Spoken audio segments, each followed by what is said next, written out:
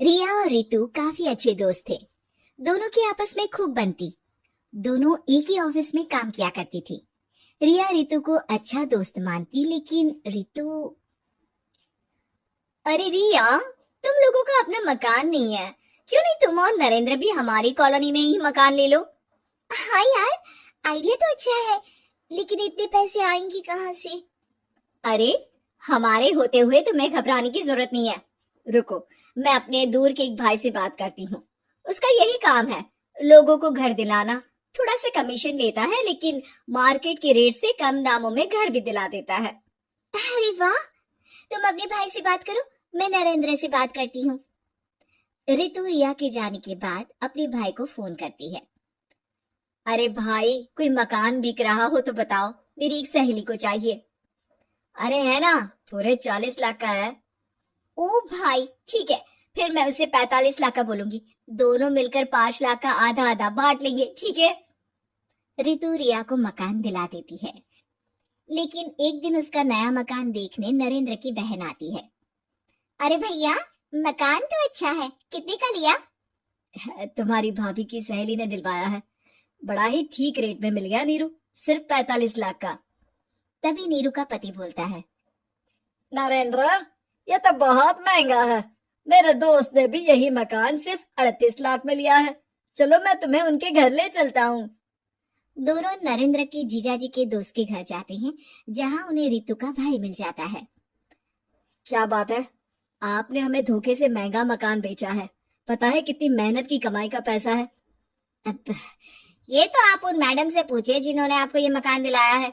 उनके कहने पर ही मैंने ये रेट लगाया था। अब नरेंद्र को रिया पर गुस्सा आ जाता है। वो रिया को कहता है, रिया, तुम्हारी सहेली रितु तो एक नंबर की चालबाज और धोखेबाज निकली। मैंने उसके कहने पर इस मकान के 7 लाख ज्यादा खर्च किया है। रिया को भी नरेंद्र की बात सही लगती है। वो चुप हो जाती है। अगले दिन रितु रिया से मिलती है। रितु, मुझे तुझसे ये उम्मीद नहीं थी। तुमने 38 लाख का मकान 45 लाख में हमें बिकवा दिया। रितु अपनी पोल खुलती देख जोर जोर से रोने लगती है। अरे मैंने क्या बुरा कर दिया, तेरा भला ही तो सोचा था। अरे तुझे उस प्रॉपर्टी डीलर की बात पर भरोसा है, लेकिन अपनी सहेली पर नहीं।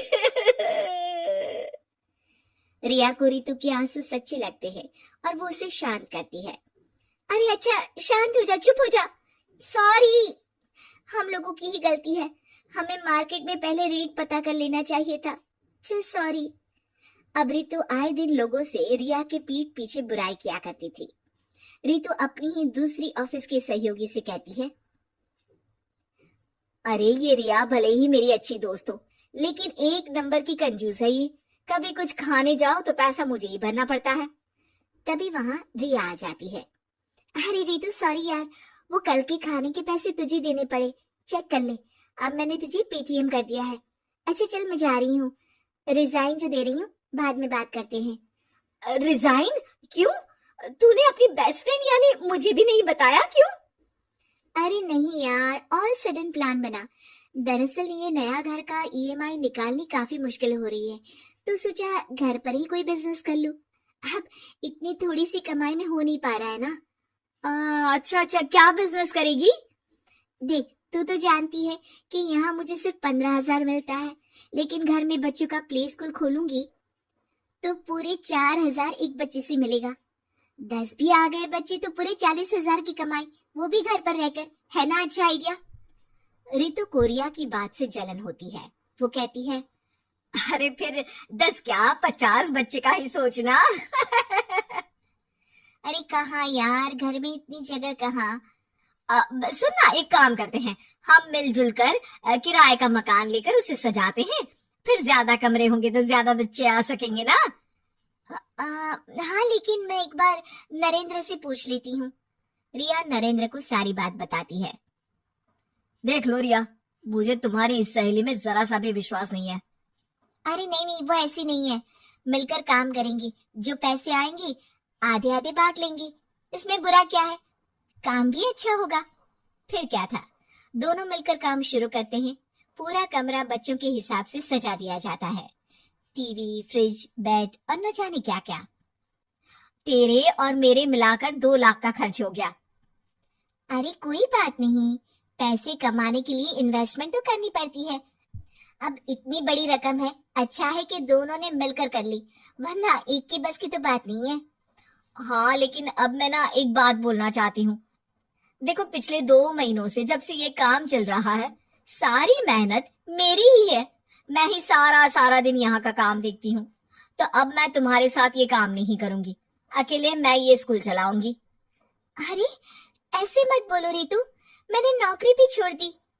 थोड़ी बहुत सेविंग्स थी, वो भी मैंने स्कूल को बनाने में लगा दी। अब यार, तुम तो आलसी भी हो, मुझे नहीं लगता तुम ये काम कर पाओगी। रितु, नरेंद्र ठीक बोलते थे, तुम भरोसे के लायक नहीं हो। ये मेरी गलती है कि मैंने तुम पर विश्वास किया। अच्छा जी, तो गलती की ना। मैं तुमको तुम्हारे पैसे धीरे धीरे करके दे दूंगी। अच्छा होगा कि अब तुम यहाँ से निकल जाओ। बेचारी रिया सर झुकाकर घर वापस आ जाती है। नरेंद्र, वही हुआ जिसका डर था। रितु ने मुझे पार्टनरशिप से हटा दिया। मैं ये बात जानता था रिया, लेकिन मैंने तुम्हें इसलिए फोर्स नहीं किया क्योंकि जब तक तुम खुद धोखा नहीं खाती, तुम्हें अकल नहीं आती। हाँ, लेकिन अब वही जो पहले सोचा था। और फिर क्या, रिया घर से ही बच्चों को संभालने का काम शुरू कर दी।